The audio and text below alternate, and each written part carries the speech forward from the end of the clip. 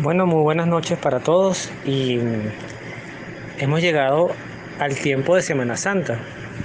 Litúrgicamente, la Semana Santa inicia, por así decirlo, si bien inicia el lunes, el Tríduo Pascual, lo que la Iglesia litúrgicamente pues, nos invita a vivir a mayor profundidad, es jueves, viernes y la Vigilia Pascual, que es la del Sábado Santo, donde recordamos la resurrección del Señor. Esto siempre es bueno recordarlo a nivel de catequesis porque inclusive lunes, martes y miércoles pertenecen a los días de Cuaresma. O sea, todavía estamos en Cuaresma. La Cuaresma no ha terminado, termina a partir del inicio del Triduo Pascual. Pero es importante que aprovechar, además me parece muy bonito poder aprovechar desde el lunes, además desde el domingo de Ramos, que es el recordatorio de la entrada triunfante de Jesús a Jerusalén, que es una entrada triunfante ambigua, porque en realidad Él no entró triunfando, no venía triunfando de una batalla, Él no venía triunfando de conquistar o de expulsar a los romanos. Su entrada es triunfante porque marca el final, o va marcando el final de su misión. Y es triunfante porque la misión hasta ese momento seguía siendo impecable, inmaculada, por así decirlo. Cristo había logrado asumir la condición humana, la naturaleza humana, y con ella vencer todo aquellos debilidades, tentaciones que habían alejado al hombre de Dios.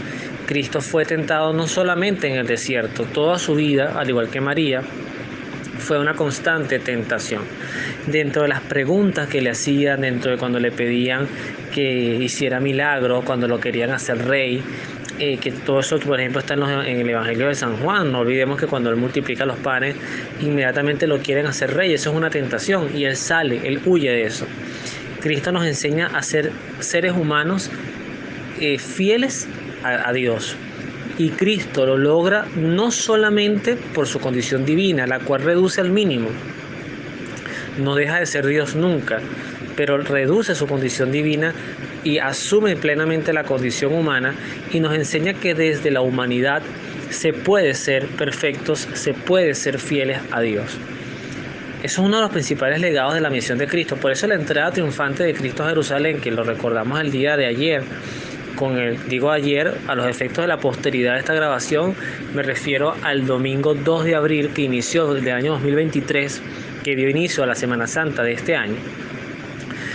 Pero inmediatamente después de que eso ocurre, lo que deriva es una serie de acontecimientos en esa misma Jerusalén que van marcando su desprecio por la jerarquía, por así decirlo, el Sanedrín, los sacerdotes romanos, hasta llevarlo a la entrega, la traición de Judas, la entrega a los romanos, que eran unos sádicos además, unos hombres que tenían un nivel de tortura verdaderamente terrible, y por eso que Cristo fue traicionado por su propio pueblo, o sea, algo muy doloroso. Y una reflexión que escuchaba el domingo, que es muy cierta, para cerrar un poquito este prólogo, no olvidar que la misma gente, o en su gran mayoría, las personas que ovacionaron a Cristo diciendo Sana el Hijo de David el domingo de Ramos, fueron los que el Viernes Santo gritaban crucifícalo, crucifícalo. Lo cual habla mucho de esa ambigüedad que muchas veces tenemos los creyentes, que estamos con Dios cuando las condiciones son favorables, pero cuando son adversas, lo que hacemos es literalmente traicionarlo. Hay una frase que se me viene a la mente, que la conversaba en familia el día de ayer, que era: la fidelidad se prueba también en la adversidad. No tienes que ser fiel a Dios, inclusive más aún cuando estamos pasando por momentos de adversidad. Dicho esto, la inspiración que tengo para esta serie de Semana Santa de este año no es quitarle el protagonismo a Cristo. Cristo sigue siendo el protagonista de la Semana Santa. Es el que debemos honrar y alabar. Pero hay unos rostros que me parecen muy importantes unas figuras que vamos a ir conociendo durante esta semana, y que me parece importante destacar, hacer reseña de ellos, porque me parece que juegan un papel fundamental. Y uno de ellos, y además les comento que me vino ese pensamiento, fue escuchando justamente la lectura de la Pasión del Evangelio de San Juan, que es propia del tiempo del Domingo de Ramos. El Domingo de Ramos recordamos la pasión del Señor sin la resurrección. O sea, termina la lectura con la sepultura del Señor. Y escuchando la lectura, hay una frase, y por eso nuestro personaje para este lunes santo es José de Arimatea. Me llamó mucho la atención, por eso que la palabra de Dios es tan rica, cuando decía que cuando es que Cristo está muerto en la cruz, José de Arimatea va y pide, esta palabra es clave, fundamental, pide el cuerpo de Cristo. ¿A quién se lo pidió? A Poncio Pilato. Pero me voy a quedar con la expresión José de Arimatea pide el cuerpo de Cristo. Y yo decía dentro de mí, porque además empecé a hacer como un paseo mental por lo que poco que yo puedo recordar, o sea, que sé, porque no me voy a decir, o no voy a decir que soy un experto en la Biblia, porque no lo soy. Es más lo que no sé que lo que sé. Pero yo decía, me gustaría recordar algún momento en que, o sea, ¿quién fue la primera persona que pidió el cuerpo de Cristo?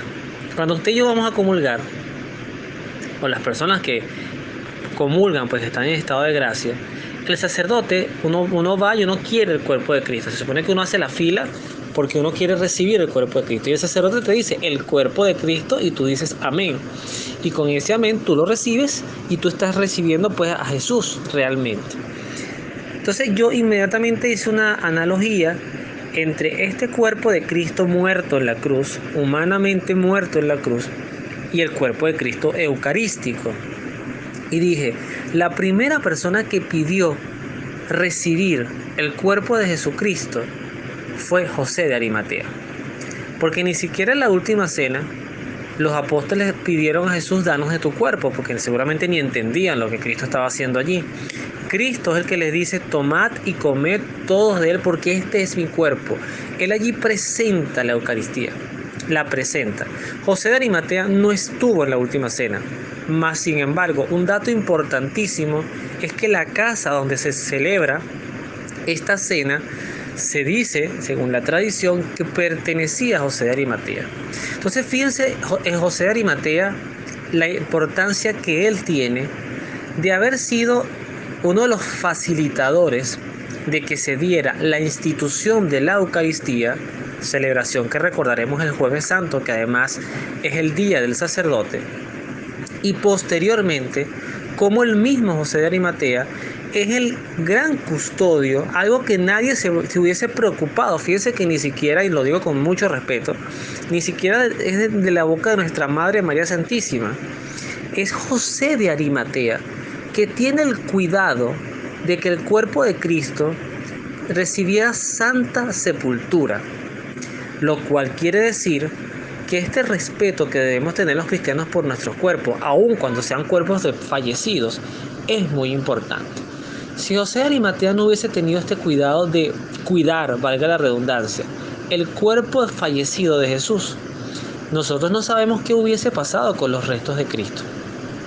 Fíjense ustedes que inclusive en los tiempos de reliquias, de lo que era tener trofeos de cadáveres, se dice que los asirios, estoy hablando de muchos siglos antes de Cristo, cuando ocurrió el destierro, los asirios, en el reinado de los asirios, cuando tú llegabas a esos reyes, estaba el rey, y parece que los caminos para llegar al rey, pues no los caminos, la caminata, la entrada principal, muchas veces se veían huesos de calavera, de cráneo, y eran como los trofeos de los grandes enemigos que ellos habían tenido y lo que le habían desmembrado.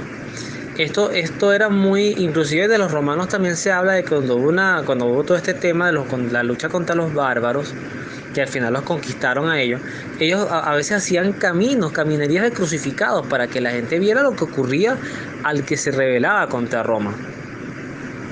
Cuando murió un santo, que es como el otro extremo, a Santa Teresa de Jesús le pasó, y a muchos otros santos morían, y si no había el cuidado de cuidar el cuerpo, pues había alguien que se llevaba un dedo, un cabello, una uña, algo del santo. Entonces, el cuerpo de un famoso siempre corre el riesgo de ser mutilado, profanado, por así decirlo.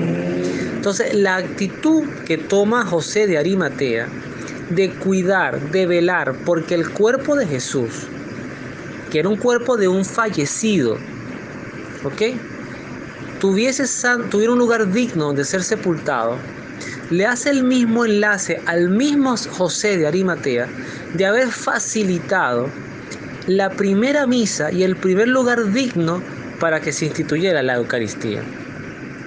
A mí esta reflexión, como les comentaba, me impactó mucho. No la escuché en la homilía del Padre, pero es que fue una idea que me vino, y yo digo que siempre todo lo bueno que puede haber en uno es por el Espíritu Santo, no es por uno, de verdad que no es por uno.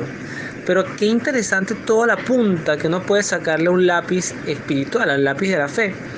Cuando tú tomas esta analogía, tú te das cuenta del respeto y la reverencia que debemos tener los cristianos ante la Eucaristía, que es el cuerpo y la sangre, el alma y la divinidad de un Dios vivo y resucitado.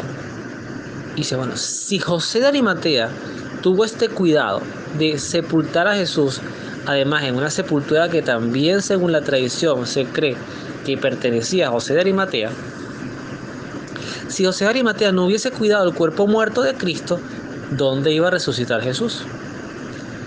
Sin cuerpo muerto, si Cristo no hubiese tenido su cuerpo fallecido en custodia, además en total vulnerabilidad, por supuesto protegido por la providencia, protegido por las buenas ideas, así como por ejemplo podemos hablar de María y su santo vientre. Jesús no podía nacer en el vientre de cualquier mujer. Dios no necesitaba un vientre cualquiera. Dios necesitaba un sagrario, y por eso María es muy santa, es inmaculada, porque en ella iba a formarse nada más y nada menos que el cuerpo santísimo de nuestro Señor Jesús. Entonces, esta primera reflexión de esta Semana Santa con José de Arimatea, lo que quiere destacar es primero que los cristianos no debemos tomarnos la Eucaristía tan a la ligera. Esto no es pararse a abrir la boca y comer porque además yo soy bueno, porque a mí me da la gana y porque a mí nadie me va a decir quién, cuándo o cómo comulgar.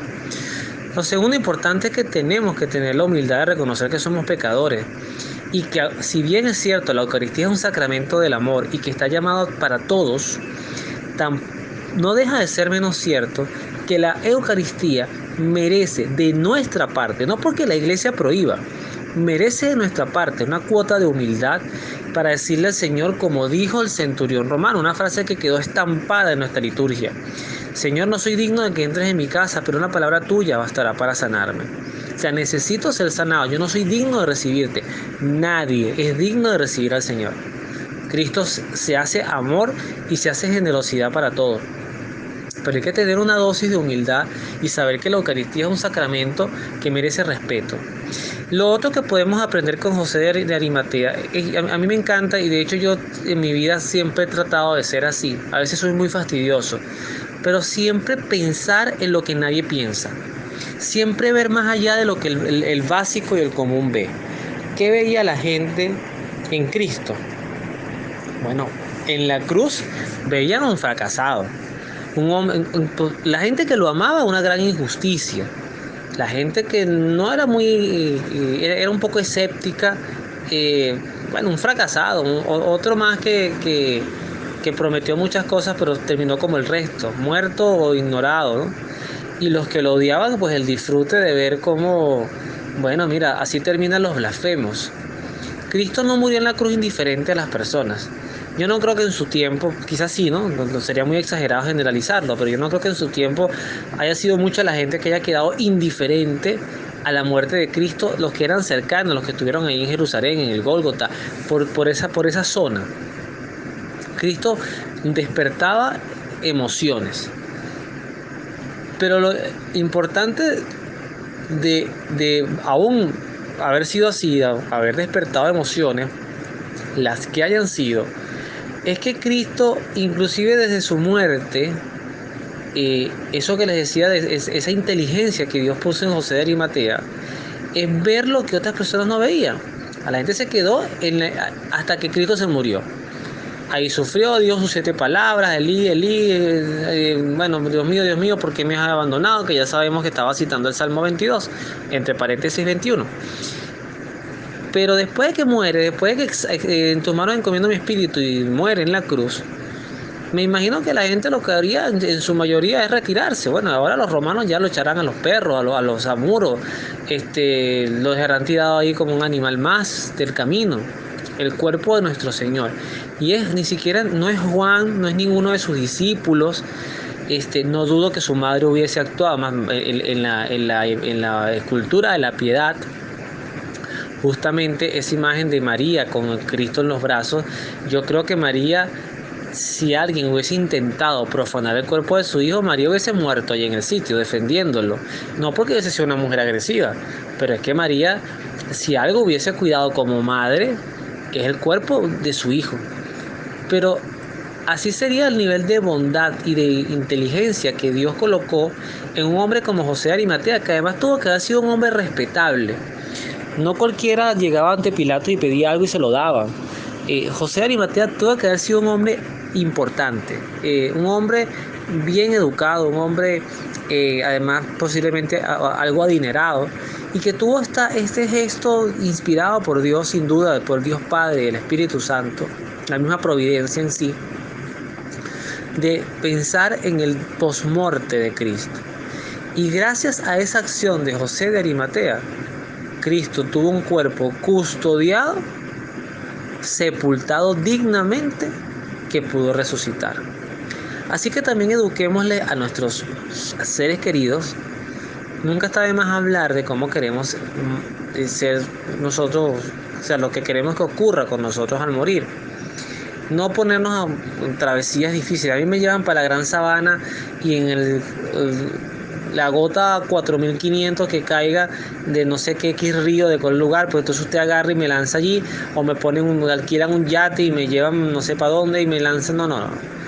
Aquí se trata de, con serenidad, pensar dónde va a estar la carroza donde luego de la resurrección Dios te va a levantar. Porque como tratamos a nuestros muertos, también puede hablar mucho del nivel de amor o de cercanía que tenemos con ellos. No con esto quiero juzgar a los que han tomado esa decisión de lanzarlo al Ávila. Bueno, nada, ya lo hizo. Pero José de Arimatea, con él aprendemos la importancia de respetar lo que Dios con mucha dignidad nos ha dado, que es la vida y todo lo que con ello conlleva. Porque es verdad, lo decimos el miércoles de ceniza, polvo somos y polvo nos convertiremos. Pero ese proceso de descomposición, ese proceso de deterioro del cuerpo, debe ir siempre acompañado de la dignidad de quien lo portaba. O sea, por supuesto, la Eucaristía es el sacramento de nuestra fe, la Eucaristía la hostia, pero el sagrario que lo porta, que lo custodia, o el copón, también tiene que estar limpio, también tiene que estar bonito, tiene que ser algo aseado, porque estamos guardando a nuestro Señor.